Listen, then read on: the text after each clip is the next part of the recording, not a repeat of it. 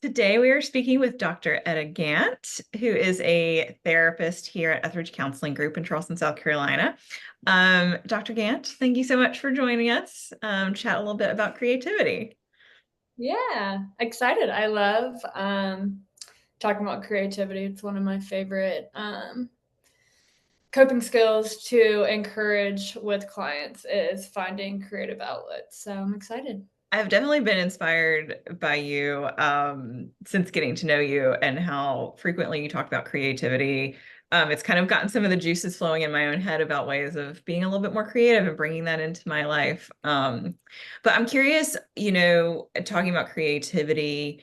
Um, I know in your recent blog post that you wrote, you were talking about sort of the benefits of creativity for people who kind of get stuck with anxiety, Mm, depression.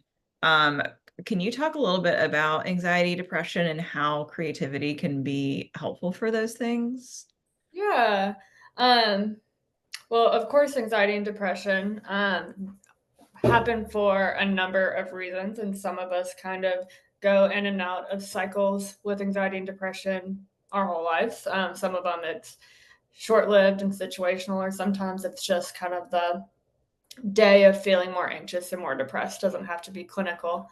But regardless, creativity can be a great tool or outlet for helping to reduce or explore the anxiety and depression or like what's maybe under it.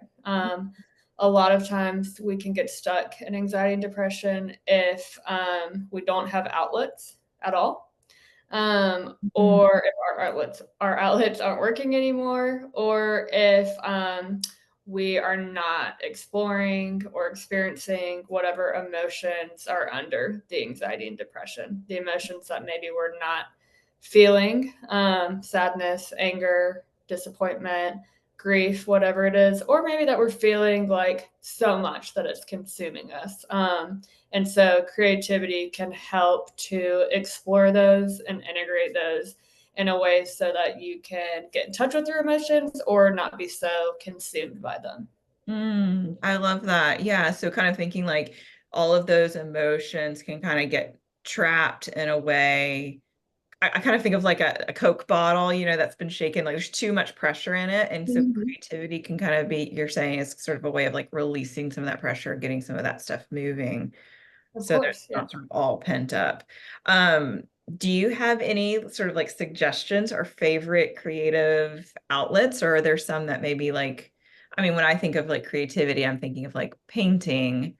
But I'm curious kind of like what are you thinking of, or do you have any suggestions? Yeah, well, of course, like the usual assumption is, oh, being creative means I have to be an expert at watercolor or sketching or pottery, whatever it is. And those are all great, amazing outlets. And if you are a natural artist, that's fabulous. I'm certainly not. But there are a million ways that you can explore creativity. It can be designing your apartment. It can be cooking, baking, building with Legos, graphic design, tie dye, collage, woodworking. I mean, there's like endless ways to get creative. Some people like get really creative with makeup, skincare, all kinds of things. It's finding the right thing for each person. Mm.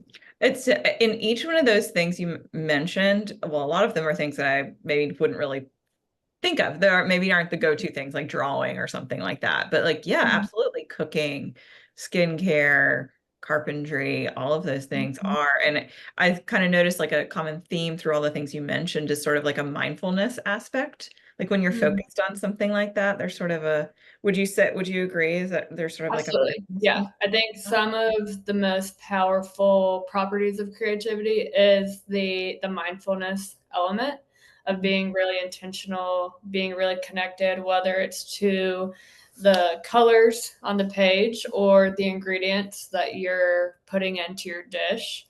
Um, and that comes with self-expression, but also it comes with some letting go. So it's either detaching from the anxious or overwhelming thoughts, and instead being mindful, being intentional about something different, something that is maybe a little bit wider, and it just is.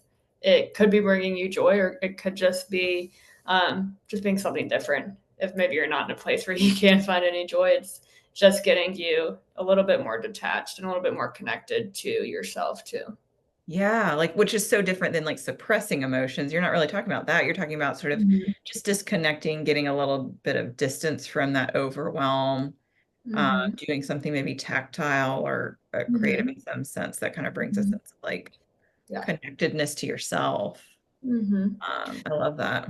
Yeah. So they're like when having creativity just like built into your routine, that's an outlet, right? That's mindfulness, that's just doing something good for yourself. And then there's using it as like a very intentional outlet of exploring your emotions, right? Putting all of the dark colors or things that you're feeling onto a page, or writing out, all of the pain that you feel in poetry, or writing out all the beautiful things that you see and feel. But doing it through a creative outlet helps you to feel more integrated. It's not consuming you, and you're not avoiding it. Instead, you're interacting with it. And that interaction piece is what helps it feel more manageable. Hmm. Wow. Yeah, that's beautiful. What advice would you give to somebody who's like, well, I'm not a creative person. Like I'm a left brain person. I'm analytical. I'm great with data. I don't do the creative stuff. Mm-hmm. Or maybe it's just like, well, I might enjoy it, but I don't like what I create. Like I don't it doesn't look good at the end. What Sure. would you say to somebody like that? Yeah. So I have two things I would say to someone like that, I guess, because I think we can all be that person at times too, right? Um, so much of art and creativity can be ruined by our perfectionism of Mhm. like, this looks terrible. I'm the worst artist ever. Why am I doing this? It's a waste of time. And that is where that letting go piece is like putting into practice some of that, like letting go of some of those perfectionist behaviors. Because the truth is, with art, with anything that we create, it's typically pretty subjective. You can follow a recipe perfectly, and I might eat it and think it's the best thing I've ever had, and you might hate the chili pepper in it. And we have no control over that. If we eat it and we hate it, that's one thing too. So maybe we try again the next day, a new recipe. Um, but it's subjective, and so letting yourself just let go. This I drew when I was just like had like 10 minutes, and I think it looks pretty good. I'm proud of it. Cute. This I drew and I hated it and I thought it looked terrible, but I instead just was like getting out some stuff. I just started scribbling just to get some stuff out, and yeah, I'm not going to frame it, but it wasn't wasteful, it wasn't useless. I still got something out of doing the act. That's of it. um Yeah, like the so act of doing it, the yeah. process of doing it is the So benefit. part of doing that and letting go of the judgment of yourself is a great practice for life, right? Letting go of our obsession of how people perceive us, maybe, or having to do everything perfect. My other thought is there's lots of left brained ways to be creative. Hmm. For example, like I see behind you, you've got like the diagram that you Yeah. created that illustrates the The like trauma, drama trauma. triangle. Yeah. Yeah. So either coming up with your own diagrams or creating charts, graphics, all of those things that put your emotions into place is another great way to connect with emotions, but do it in a left brain way. I love it. You probably can't see this up here. I use my board with clients all the time. Mine are less clear diagrams, but I'm writing out, the darkness and the light that we all carry, whatever it is. Um, but diagramming or using like creating graphics is a creative way to embrace your left side tendencies as well. Oh my goodness. I love it. Yeah, I love it. That's so true. And I think that's might be more accessible for somebody or kind of like the gateway to like getting in and Right. letting themselves get more comfortable with imperfection or just, just the Mhm. process Mhm. of thinking and being in that way. I love it. Well, thank you Mhm. again. We're talking to Dr. Etta Gant. Thank you so much for chatting with us about creativity. And I'm excited to talk to you more about some other more particular ways of being creative in the future. So thank you. Awesome. Thanks.